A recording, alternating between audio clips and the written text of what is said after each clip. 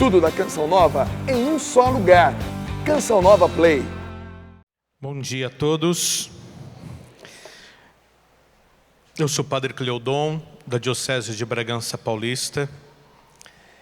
E hoje nós vamos falar sobre o tema Preparai o caminho do Senhor.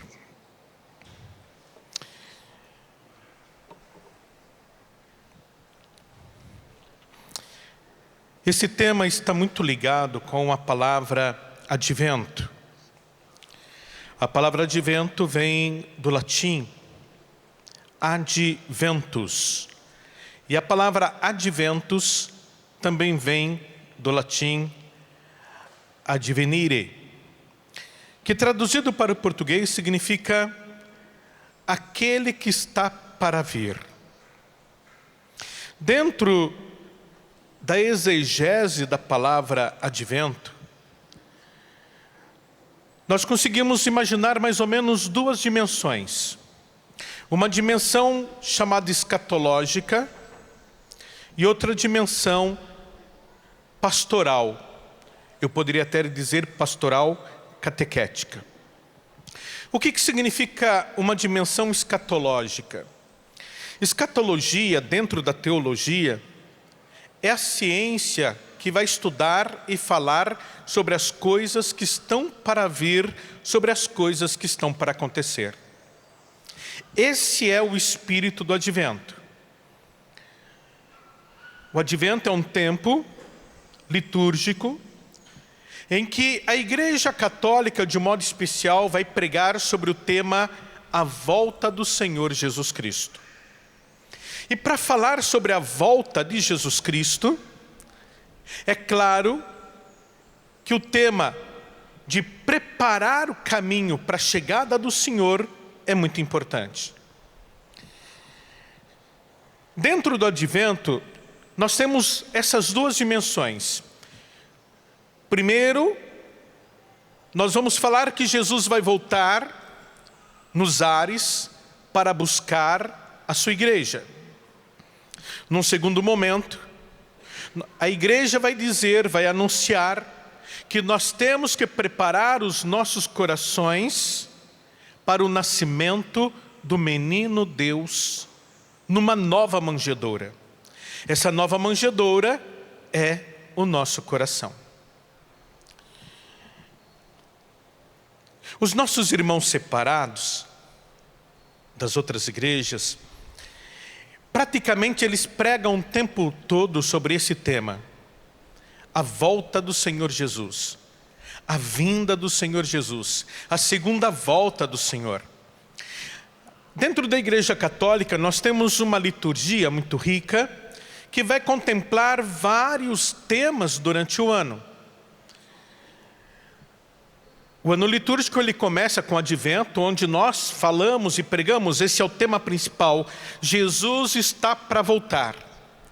Mas além disso, depois nós temos o Natal, o nascimento do menino Deus, temos o tempo do Natal, nós temos, por exemplo, a Semana Santa, a Quaresma, que são 40 dias de penitência, depois temos a Semana Santa, depois temos todo um tempo comum, temos vários momentos dentro da liturgia, que a liturgia ela vai trabalhar alguns temas pontuais, alguns temas importantes. Nós não pregamos só esse tema, a volta do Senhor Jesus. Mas de um modo especial no advento, o tema central é esse. Como se dará essa vinda? Dentro da teologia paulina, essa doutrina escatológica ela é muito linda, onde Paulo vai dizer que vai chegar um momento em que as trombetas vão soar, e quando as trombetas soarem, aqueles que morreram ressuscitarão primeiro, e depois os que estiverem vivos serão transformados.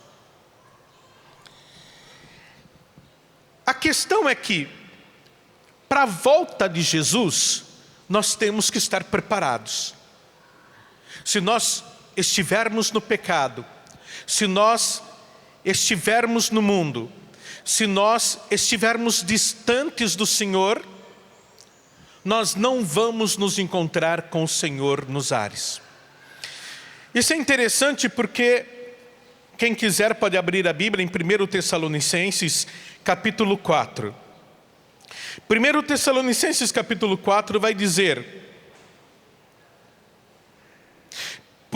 porquanto o Senhor mesmo, dada a sua palavra de ordem, ouvida a voz do arcanjo e ressoada a trombeta de Deus, descerá dos céus.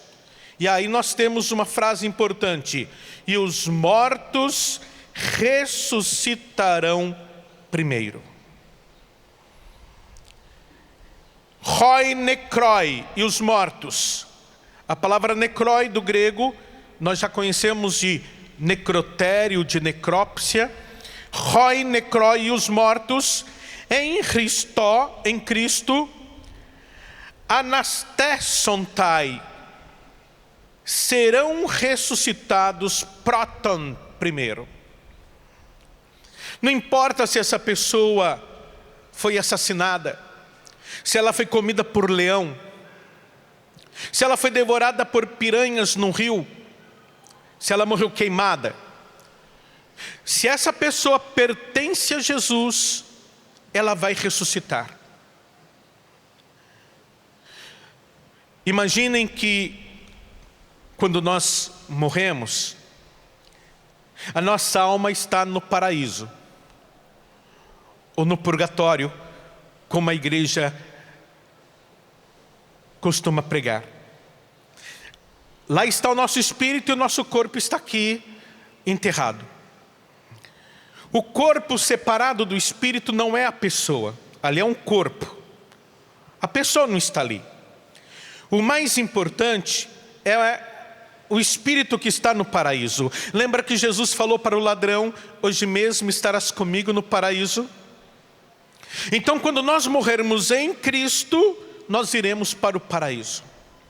O corpo é pó e ao pó vai voltar. Se uma pessoa morreu há 1000 anos atrás,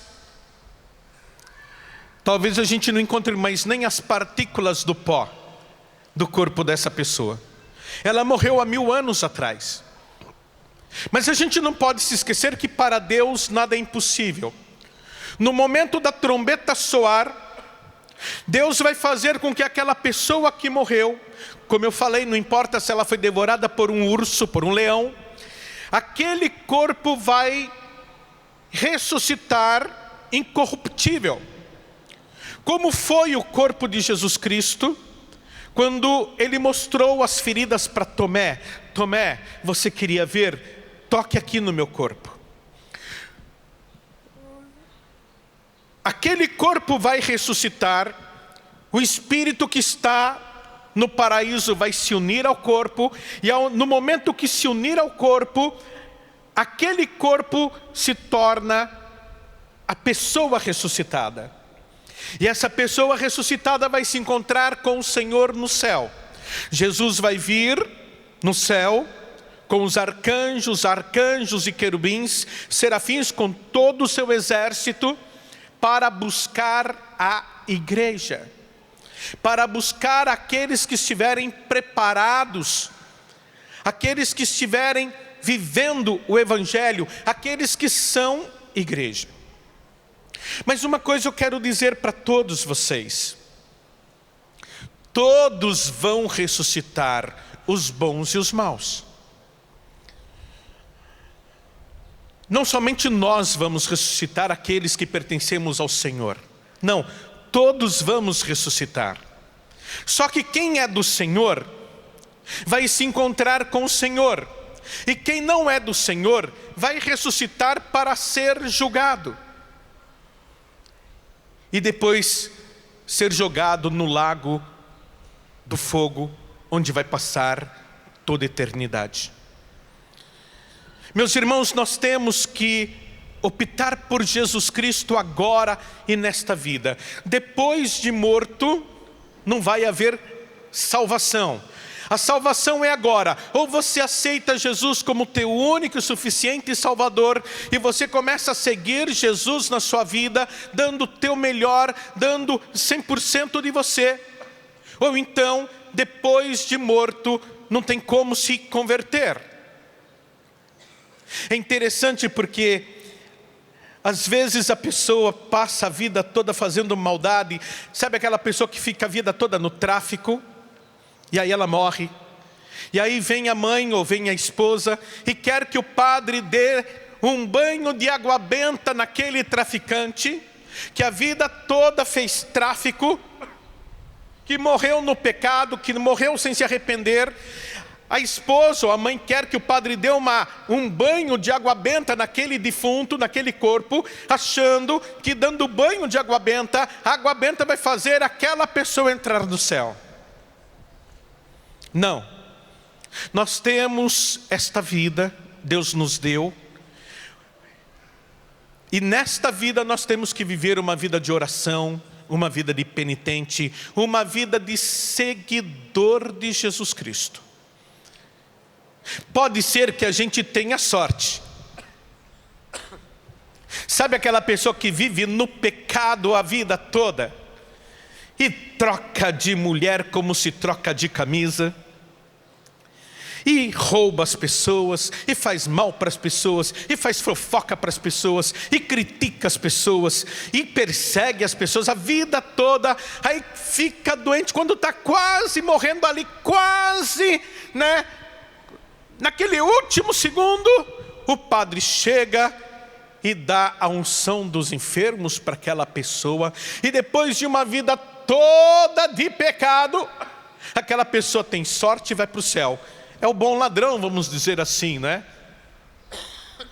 A sorte do São Dimas, que passou a vida toda roubando, fazendo maldade, e de repente ele teve a sorte de ser crucificado com Jesus Cristo, e lá na cruz Jesus dizer para ele: hoje estarás comigo no paraíso. Mas não é todo mundo que tem a sorte de São Dimas. Vai que a gente dá azar, morre no pecado e acaba indo para o inferno. Dentro da teologia católica, isso é bastante interessante, porque, por exemplo, tem alguns teólogos que dizem que a volta de Jesus acontece quando a pessoa morre. Porque quando a pessoa morre, ali a gente já tem uma noção, pelo menos, se aquela pessoa vai para o céu ou ela vai para o inferno. Outras pessoas dizem, não, a pessoa fica dormindo.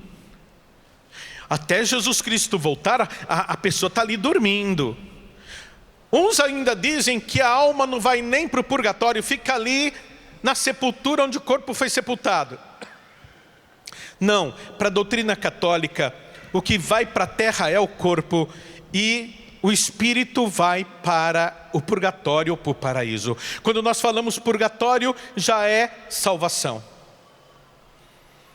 Está ali na graça do Pai. Mas a Bíblia diz também que os mortos ressuscitarão primeiro, e nós, os que estivermos vivos, seremos transformados. E tem mais, Paulo vai dizer em 1 Coríntios que nós seremos transformados na velocidade de um piscar de olhos. É como se você piscasse e quando abrisse os olhos, um grande número de pessoas já não existisse no meio de nós, porque essas pessoas foram arrebatadas no céu. Nós não usamos muito a palavra arrebatado, mas é uma palavra paulina, é uma palavra da teologia de Paulo. Mas é interessante, vamos pegar aqui mais uma vez, 1 Tessalonicenses 4, versículo 16. Porque haverá o grito de comando, a voz do arcanjo, o som da trombeta de Deus, E então o próprio Jesus descerá do céu. E como eu disse, e os mortos em Cristo ressuscitarão primeiro. Olha o versículo 17. Depois nós, os vivos, os que ficarmos, seremos arrebatados junto com Ele. E a palavra grega aqui é harpagesometha. Harpagesometha está num tempo passivo. Serão arrebatados juntamente com Ele.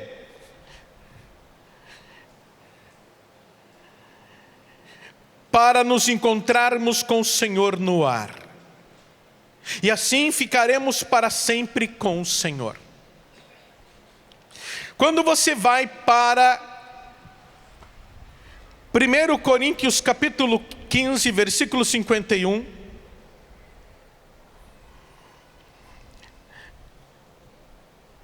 Eis que vos digo um mistério: nem todos dormiremos, mas transformados seremos todos. Em um instante, num piscar de olhos, ao som da última trombeta. Porque os mortos serão ressuscitados incorruptíveis e nós seremos transformados. Num piscar de olhos, nós seremos transformados como Jesus foi transformado no Monte da Transfiguração, aquele corpo glorioso. E transformados, nós vamos nos encontrar com o Senhor nos céus. Mas é importante nós entendermos a palavra que Paulo vai usar aqui no versículo 51. Paulo vai dizer: eis que vos digo um mistério, nem todos dormiremos. Esta palavra dormiremos, em grego nós temos koimetesomesa. Essa palavra, em português, não é dormir como nós dormimos da noite para o dia. Meus irmãos, alma não dorme, espírito não precisa dormir. Espírito não precisa comer, espírito não precisa tomar banho. Por que estou explicando isso? Porque tem alguns irmãos de outras igrejas que acham que o espírito fica dormindo. Não, Jesus não falou que ele ia com Dimas para o paraíso para tirar uma cochilada. Não, hoje mesmo estarás comigo no paraíso. O que a gente precisa entender é a teologia e a linguagem de Paulo. Quando Paulo diz que nós nem todos dormiremos, Paulo quer dizer que quem está em Cristo não tem uma morte, não tem um ponto final. Quem está em Cristo vai ter uma continuidade. Quem não está em Cristo também tem uma continuidade, porque a alma é imortal, a alma não morre. Só que quem é de Jesus vai se encontrar com o Senhor, e quem não é de Jesus vai para o inferno, e vai ficar a vida toda vivo, toda a eternidade vivo no inferno, só que no sofrimento eterno. Quando nós nos encontrarmos com o Senhor nos ares, vai acontecer aquilo que também a teologia de Paulo vai chamar de Armagedon, e que a gente vai ver muito bem no Apocalipse. O Armagedon, no fundo, é uma luta espiritual em que, quando Jesus voltar nas nuvens, o demônio vai estar derrotado para sempre. É bom entender que Deus não fez o inferno para nós. O inferno é do diabo. A vontade de Deus é que cada um de nós aqui se salve, é que cada um de nós aqui vá para o céu. Mas Deus respeita o teu livre-arbítrio, Deus respeita a tua vontade. Se você não quer ir para o céu, Ele não vai forçar você. Mas todos vamos ressuscitar. E daí vai ter o julgamento. Na verdade, meus irmãos, e é por isso que alguns teólogos católicos dizem que a volta de Jesus acontece quando a gente morre, já existe uma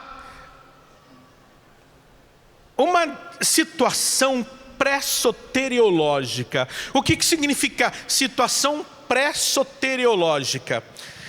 A palavra soteria ou soteriológico significa salvação. Quem está em Cristo, se for para o purgatório ou se for para o paraíso, já está salvo. Não teve o julgamento ainda, mas já está salvo. Já está no paraíso, já está no purgatório. Quem não é de Cristo, não fica vagando aqui nesse mundo, não. Não tenha medo de alma penada. Não, isso não é doutrina católica, isso é doutrina espírita. Para nós católicos, a partir do momento que a pessoa morre, ou ela vai para o céu, paraíso, ou ela vai para o inferno. Se ela vai para o inferno, ela já está condenada. Acontece que o julgamento final, esse Armagedon, vamos dizer assim, o juízo final, só vai acontecer depois quando Jesus vier nas nuvens para buscar a igreja. E é por isso que esse tema é importante, porque para nós nos encontrarmos com Jesus nos ares, nós precisamos estar preparados o tempo todo. Nós precisamos estar vivendo em oração, viver uma vida de convertidos, buscar o sacramento da confissão, ler a palavra de Deus e acima de tudo viver a palavra de Deus, procurar os sacramentos. A Eucaristia tem que ser o centro e a chave da nossa espiritualidade. O centro da nossa vida tem que ser Jesus Cristo Eucarístico. Uma riqueza nossa, católica, porque Cristo Eucarístico está vivo aqui na Igreja Católica. Sim, nós temos também nas igrejas ortodoxas, mas Jesus Eucarístico é muito nosso, Ele está no nosso meio. E tendo Jesus na nossa vida, vivendo uma vida de santidade, uma vida separada do mundo, uma vida de justiça, uma vida de amor, nós estamos cumprindo o que Jesus ensinou. Jesus não veio ensinar nada que fosse impossível para nós colocarmos em prática. Jesus veio nos ensinar a viver o amor. Esse é o mandamento de Jesus, viver o amor. Só que nós não estamos sabendo amar e a gente estraga tudo. Nós confundimos amor com sexo, nós confundimos amor com interesse, nós confundimos amor com bens materiais, nós confundimos amor com atração física, nós confundimos amor com tudo.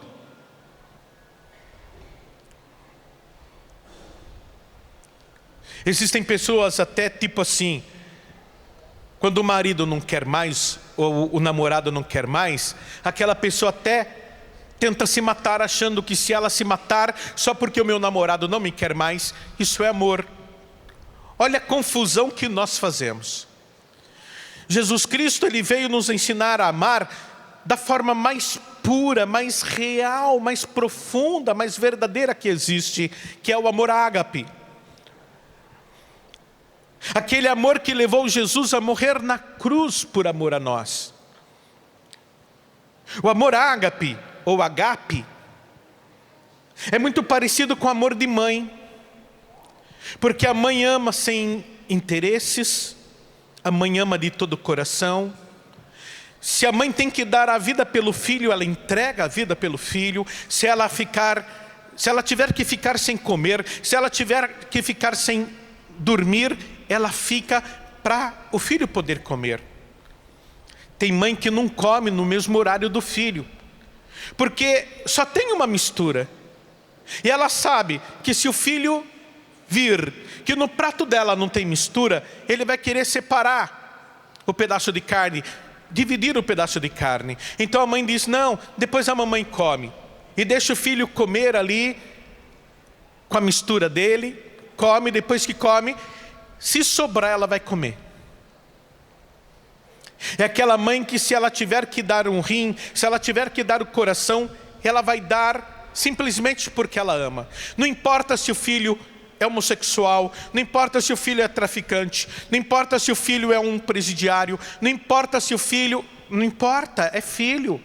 E porque é filho, ela ama incondicionalmente. Isso é amor ágape, é amar sem segundas intenções, sem interesses, é amar incondicionalmente.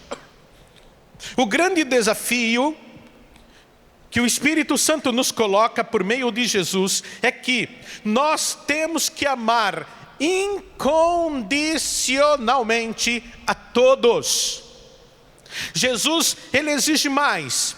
Jesus vai dizer que nós temos que amar com amor ágape os nossos inimigos, os nossos perseguidores, os nossos críticos, aqueles que tentam nos destruir, como Jesus em cima da cruz fez, quando ele disse, Pai, perdoai, porque eles não sabem o que fazem. Meus irmãos, nós fomos colocados no mundo para amar, e as pessoas vão saber que nós somos de Deus se nós amarmos. O nosso comportamento vai nos mostrar se a gente é de Deus ou não é de Deus. Não é ter cabelo comprido até o cabelo tocar no chão para ficar varrendo o chão por onde você passa. Não é você usar uma roupa comprida tampando todo o corpo, inclusive até o rosto e a cabeça, mas tendo uma arma na mão e metralhando todo mundo ou explodindo lugares públicos por aí. Isso não é santidade. Santidade é você viver o amor. Santidade é você viver o ágape. Bento XVI, quando escreveu Deus é amor, Deus caritas est, aquele documento maravilhoso que ele escreveu, o Papa Bento XVI, ele vai dizer que a alma da igreja é o amor. Sem amor, a igreja é um corpo morto. É como uma rosa maravilhosa, linda, mas artificial, de plástico, sem vida. E mais, o papel da igreja não é falar para vocês praticarem o amor. O papel da igreja é praticar o amor. Porque você é a igreja, mas a igreja instituição também é amor. Por isso que o Papa Francisco e já Papa Bento XVI, João Paulo II, quando tinha, por exemplo, uma catástrofe internacional, o Papa, ele não ajudava somente com palavras bonitas de consolo. Muitas das vezes o Papa mandava dinheiro para ajudar. Não dava para ele ir pessoalmente, mas ele mandava uma ajuda concreta. Ele mandava dinheiro. É a igreja mandando dinheiro para ajudar aquela pessoa, ou aquelas pessoas que perderam uma casa na enchente, no incêndio, no terremoto, na tsunami.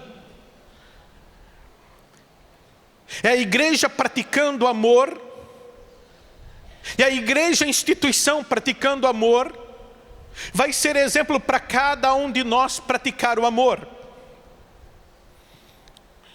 E esse é o mandamento de Jesus Cristo. Nós não podemos simplesmente não colocar em prática. É muito simples. Amar a Deus sobre todas as coisas e o próximo como a ti mesmo. Se nós cumprirmos este mandamento, nós vamos para o céu. Mas tem tanta gente que pratica caridade. Quantas pessoas praticam caridade? Então, se é só praticar a caridade, já se vai para o céu. Não. Porque as obras sem a fé, as obras são mortas.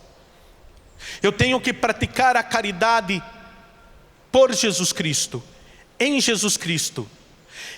É como aquela tríade que nós rezamos na missa: por Cristo, com Cristo e em Cristo. É praticar a caridade nessas três dimensões.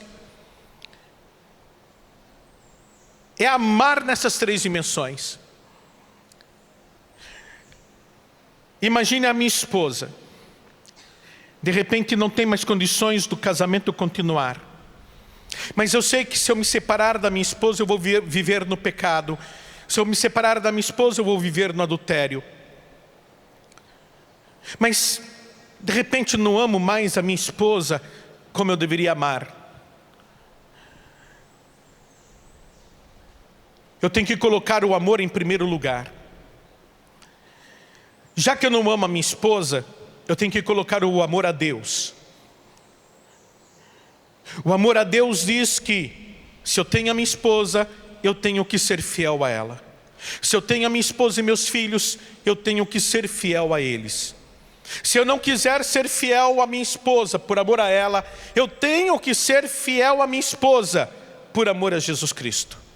Por quê? Porque se eu me separar da minha esposa, eu vou para adultério, eu vou para o pecado, eu me afasto de Deus.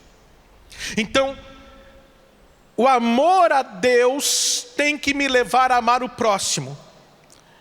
Nem que isso seja uma mortificação para mim, para que, me mortificando, eu consiga a salvação, mas o meu parâmetro tem que ser o amor de Deus.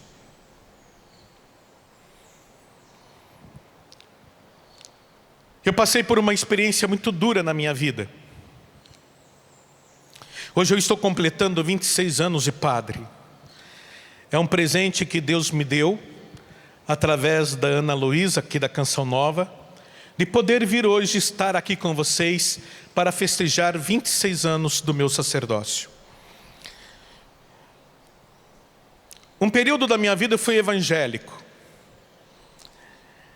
Fiquei 5 anos numa igreja evangélica, até que eu tive uma ideia. Vou tentar converter Padre Jonas Abib. A minha família daqui de Lorena, então não era difícil me encontrar com o Padre Jonas de vez em quando.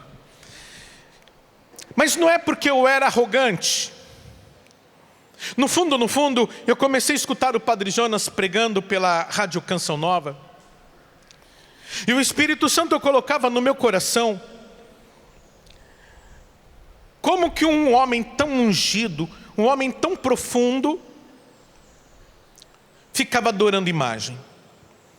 E Deus preparou um dia para que eu pudesse me encontrar com o Padre Jonas. Ele ia naquela época toda terça-feira a Lorena.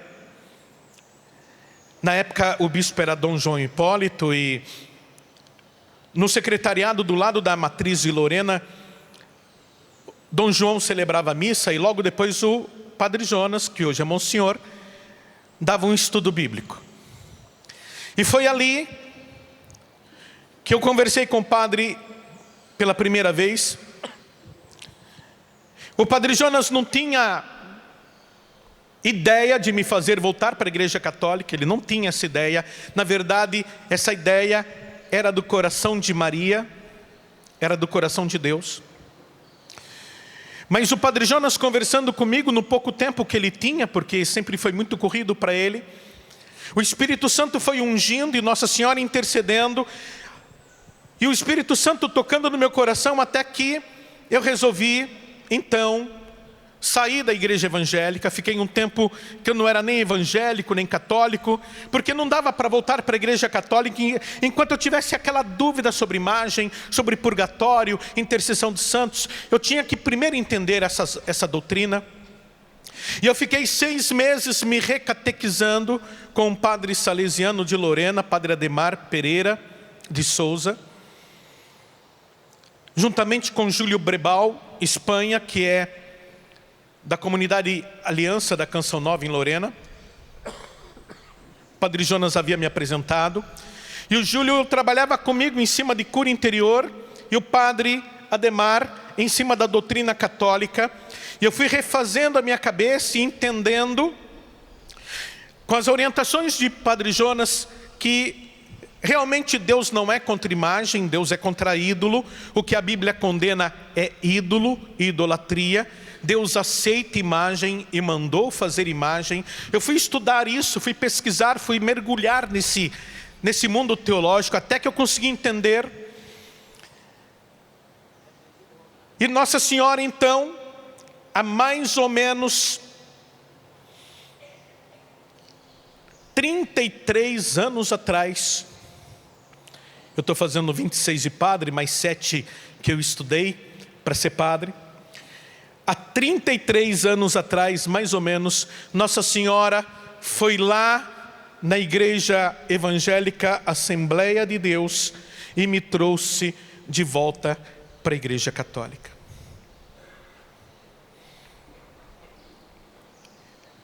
Enquanto eu estive na Assembleia de Deus, eu tive uma paixão muito grande pela Bíblia. Vocês sabem que os nossos irmãos separados amam demais a palavra de Deus. E quando eu voltei então para a Igreja Católica, eu fui fazer filosofia, fui fazer teologia. E aí eu tinha aquela vontade de estudar Bíblia, de me especializar na palavra de Deus. E apareceu a oportunidade de eu fazer o curso de pós-graduação em Bíblia. Vocês sabem que padre é mais ou menos parecido com médico. O médico estuda 6 anos, depois vai fazer mais 3 anos de residência, mais 2 anos de especialização. E o padre, ele estuda 7 anos de teologia para ser padre. E depois ele estuda mais 3 anos, por exemplo, em liturgia, como é o Padre Joãozinho, que muitas pessoas conhecem. Outros estudam, por exemplo, Código de Direito Canônico. Outros estudam teologia sistemática, teologia dogmática e assim por diante. E eu então resolvi estudar Bíblia, onde eu fui aprender as línguas da Bíblia, fui aprender o grego, hebraico, aramaico, latim, para poder traduzir a Bíblia para o português. Hoje eu sou professor de Bíblia, de grego, de hebraico nos seminários. Eu tenho vários padres, principalmente no Paraguai, que já foram meus alunos. E onde eu mergulho no mundo da Bíblia e estudo a Bíblia para entender exatamente essa dimensão em que nós precisamos estar preparados para a vinda do Senhor. A outra dimensão que vai chamar a nossa atenção é a dimensão catequético-pastoral. A dimensão catequético-pastoral é a dimensão em que primeiro Jesus Cristo vai vir para buscar a igreja. Nós já falamos sobre isso. A outra dimensão é que Jesus Cristo vai vir e Ele quer nascer nos nossos corações. E aí a gente precisa se reportar para Belém, onde Jesus nasceu numa estrebaria, num aprisco. O que é estrebaria? Estrebaria é uma cerca cheia de animais. Imagine que ali tinha camelo, cavalo, bezerro, cabra. Herodes pediu que acontecesse um recenseamento. Como ele pediu um recenseamento, o que é um recenseamento? É ficar contando quantos habitantes tem na cidade. E para fazer isso, você tem que voltar para a casa da família, você tem que voltar para a casa do pai. A família de José morava em Belém. Então eles foram para Belém para essa contagem, para o recenseamento. Como ia acontecer essa contagem? A casa de José estava lotada. E na casa do judeu, todo judeu que era judeu naquela época, no fundo da casa tinha um puxadinho, vamos dizer assim, como nós falamos hoje. É como em algumas casas que tem edícula. O que é edícula? Tem algumas casas que tem no fundo da casa uma lavanderia, um lugarzinho para fazer um churrasco, tem ali uma cozinha, às vezes tem um banheiro. principalmente quando se tem uma piscina, né? No fundo da casa tem uma edícula. A palavra edícula em grego é catálima. Toda casa judaica tinha uma catálima. Por quê? Porque as mulheres tinham fluxo todo mês. Desculpem eu falar, mas eu acho que hoje já não tem tanto problema de falar a questão da menstruação. Todo mês a mulher tinha o seu fluxo. E quando a mulher recebia o fluxo, ela não podia ficar junto com o marido e com os filhos, porque ela ficava impura. Aonde a mulher andasse, e tudo que aquela mulher tocasse ficaria impuro. Então, durante mais ou menos uns 7 dias, 2 dias antes do fluxo, durante uns 3, 4 dias de fluxo e mais um dia depois, a hora que estiver acabando, a mulher fica ali na catálima. Só ela fica ali dentro. A catálima tinha então um lugar para dormir, um lugar para fazer comida e um lugar que era o banheiro. Ela ficava todo mês, durante o fluxo da menstruação, ela ficava ali dentro da catálima. Depois que terminava, ela fazia o ritual de purificação e ela voltava para dentro de casa, ficava com o filho, com o marido normal. Só que na época do recenseamento, foi muita gente para a casa do pai de José, até a catálima estava lotada. E Maria com aquela barriga grande, já para ter o nenê. E José não teve outra chance, ele teve que arrumar toda a estrebaria de uma forma que ali pudesse nascer o menino Deus. Mas a gente sabe, né, onde tem animal, está cheio de mosca, está cheio de urina, está cheio de fezes. Aquelas moscas que ainda colocam berne nos animais, né? Hoje quem trabalha com vaca, com cavalo, sabe que isso é muito normal, tem que cuidar desse tipo de coisa. Fora que tem ali aqueles animais, um lugar cheio de bactéria, um lugar cheio de fungos, cheio de micróbio, cheio de germes.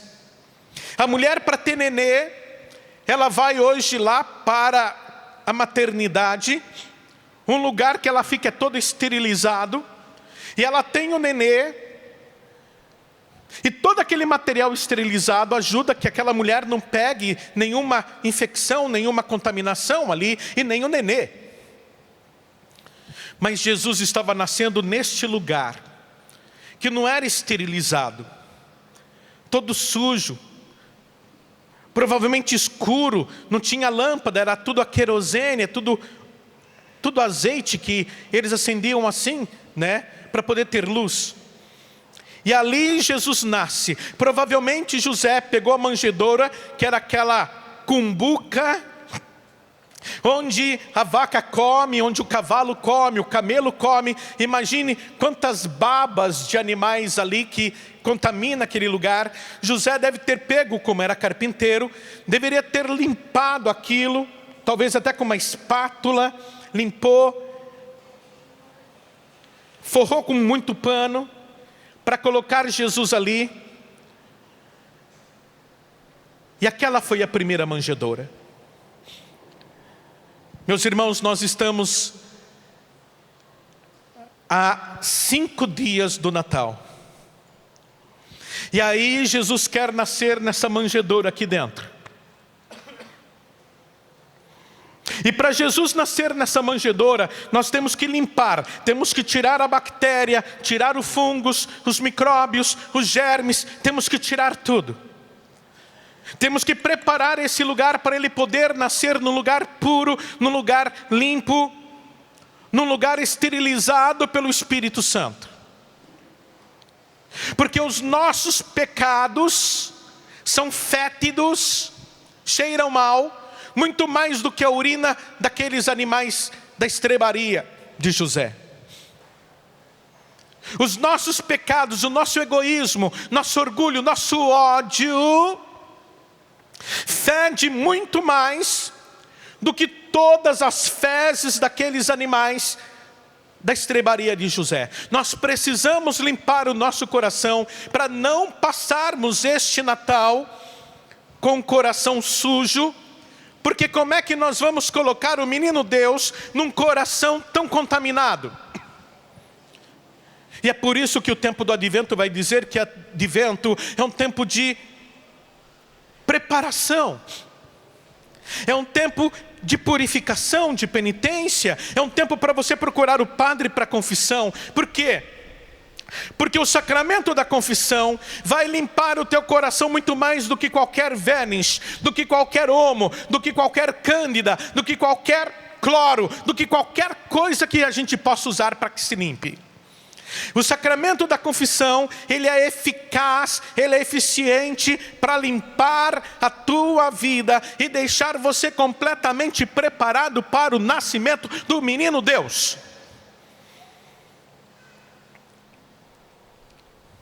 Natal não é uma festa para a gente encher, desculpe eu falar, a pança até passar mal.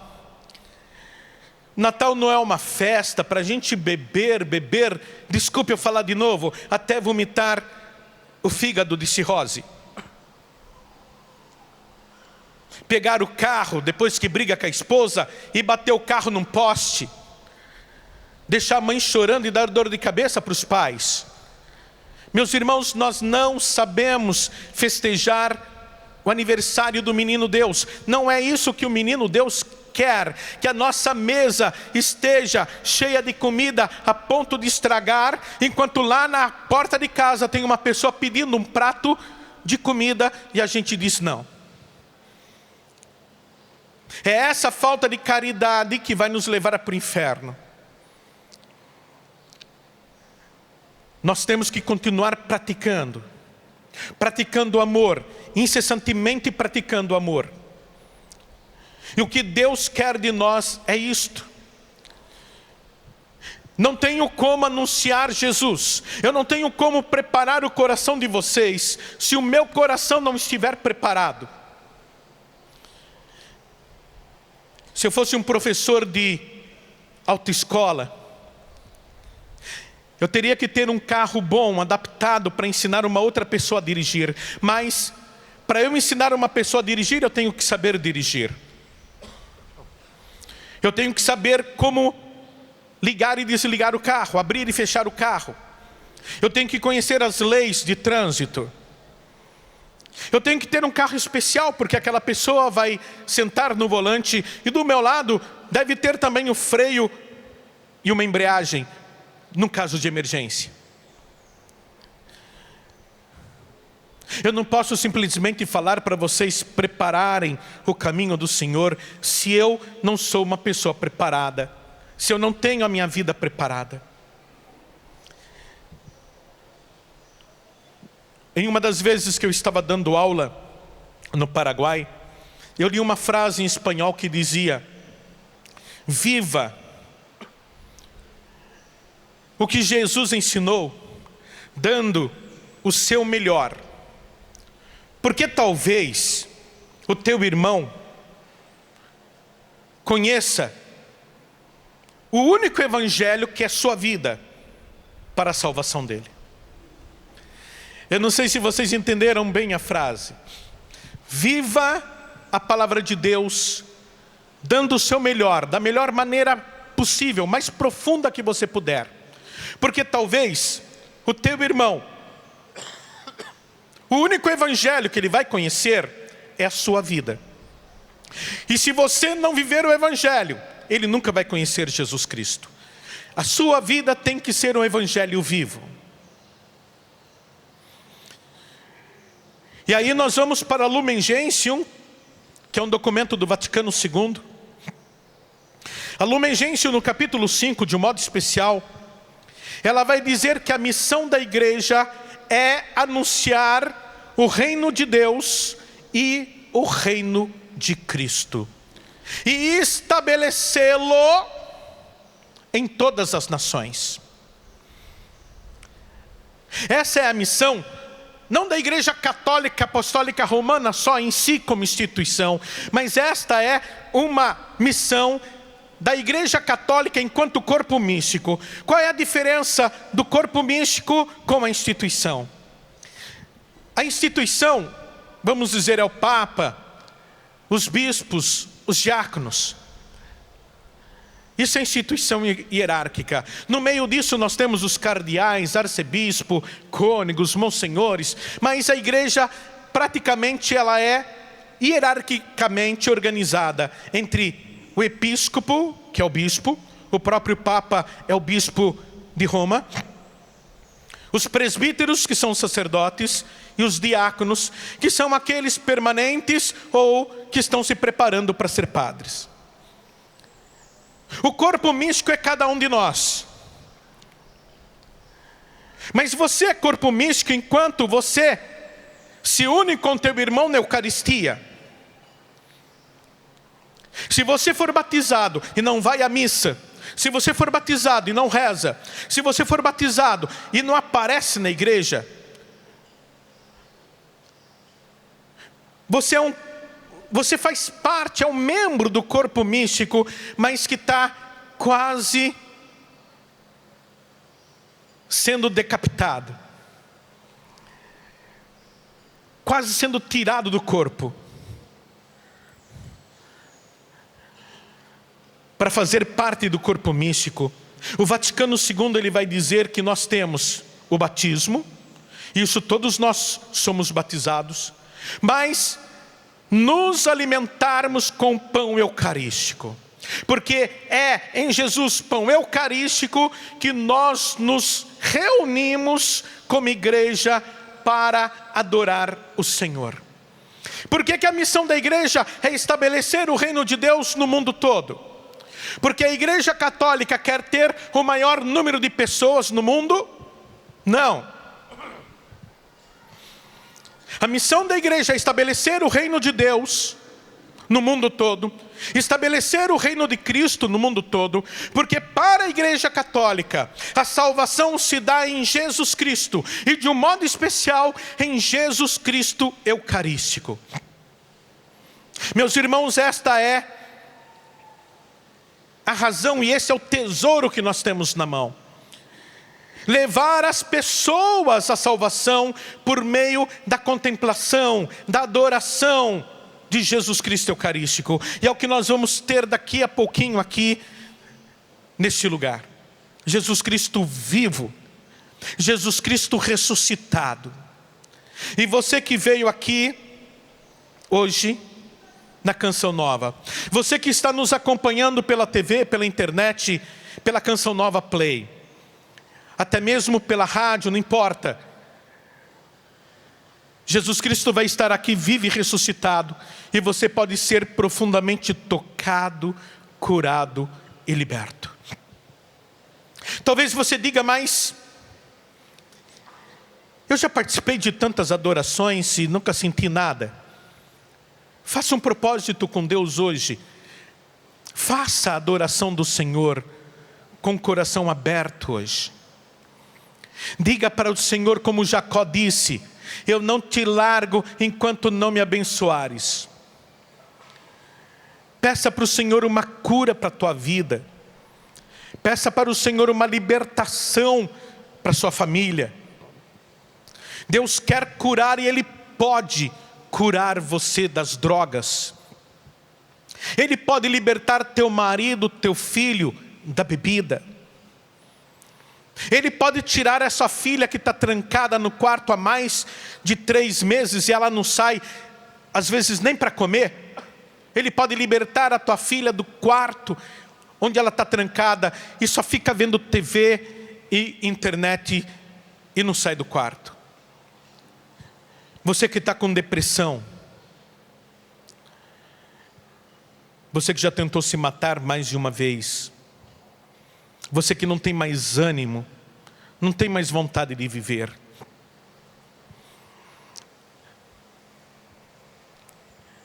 O Vaticano II,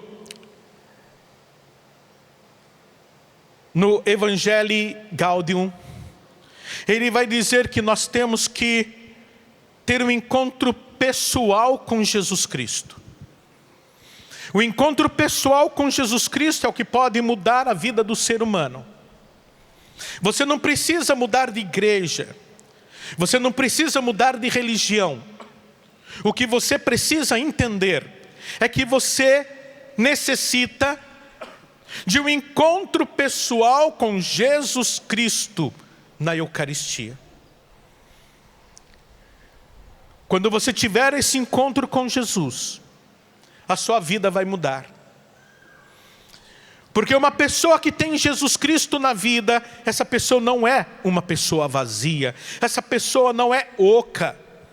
A vida dessa pessoa tem sentido. Mas nós precisamos entender, ou a nossa espiritualidade é Jesus Cristo, ou nós vamos estar completamente perdidos neste mundo, porque esse mundo está nos oferecendo caminhos falsos, mentirosos, ludibriosos. O mundo sempre fez isso. E o Monsenhor Jonas Abib, a vida inteira nesse lugar, falou sobre isso. Nós não podemos nos deixar levar pelas coisas que são do mundo.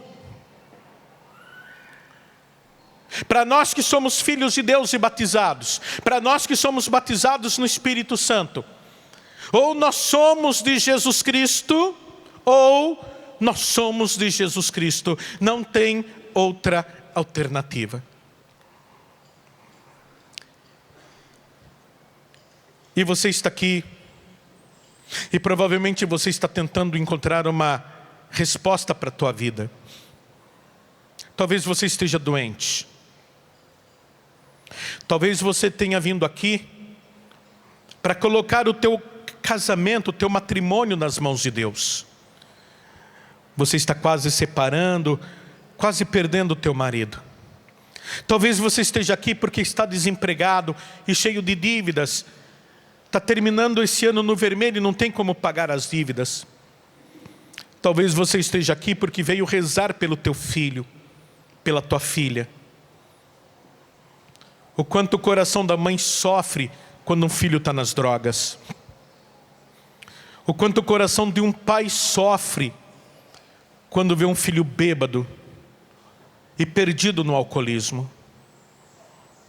Meus irmãos, o que move a nossa fé é acreditar que Jesus Cristo está vivo na Eucaristia. A Canção Nova hoje vai nos trazer esse presente. A Canção Nova hoje vai trazer aqui Jesus Cristo vive e ressuscitado. Eu quero convidar você a ter esse encontro com Jesus. Não perca a esperança, mesmo porque o tempo do Natal, o tempo do Advento, é um tempo de esperança. A sua missão é mostrar para as pessoas que o seu Deus é o Deus da vitória, que o seu Deus é o Deus do impossível. Se você serve um Deus e você é uma pessoa com depressão, se você serve Deus e você é uma pessoa cheia de problemas, que adianta seguir o teu Deus? E é por isso que você tem que anunciar Jesus. Anunciar: eu tenho problemas, mas se eu tiver Jesus, eu venço os meus problemas. Eu não sou vencido por eles. Eu tenho doença, mas se eu tiver Jesus, Jesus pode me curar, pode me dar forças para aguentar minha cruz. Eu vou morrer como todo mundo morre, mas se eu tiver Jesus Cristo, eu vou enxergar a ressurreição depois da morte. Não vou ver o inferno. Essa é a diferença. Eu não vou prometer para você que se você seguir Jesus Cristo, seus problemas vão acabar. Eu não posso mentir, eu não posso enganar. Mas eu posso dizer que a partir do momento que você seguir Jesus Cristo, a tua vida vai mudar, porque você vai ter uma nova perspectiva para poder enxergar as coisas. Está difícil para você? Jesus vai te ajudar a carregar a cruz. Acredite. Mas, meus irmãos, não vamos dar as costas para o Senhor. Porque se você se distanciar, na volta de Jesus, você vai ficar. A Bíblia diz que uma mulher grávida vai subir, a outra vai ficar. que um homem vai estar trabalhando no campo e vai subir, o outro vai ficar. O que subir é o que está preparado. É aquele que se confessou, é aquele que vive o amor, que vive a palavra de Deus, que vive os sacramentos. Aquele que ficou é aquele que às vezes fala, Senhor, Senhor, mas o coração está distante de Deus. Eu quero chamar o ministério para nós nos prepararmos para receber Jesus Cristo. E com a unção dessa música, você já vai preparando o teu coração. Você tem 5 dias para purificar o teu coração, se você ainda não fez. Chegando na tua paróquia, procure urgentemente o teu padre, teu diretor espiritual. Você que está nos acompanhando, vá até a tua igreja, procure o padre para confissão. Não passe o Natal sem se confessar, porque senão, como é que Jesus vai ser colocado num coração tão sujo, tão contaminado? E recebendo Jesus aqui, acredite, Ele veio para curar, Ele veio para libertar, Ele veio para tocar profundamente a sua alma. Eu quero ter um encontro com o Senhor hoje. Tudo da Canção Nova em um só lugar. Canção Nova Play.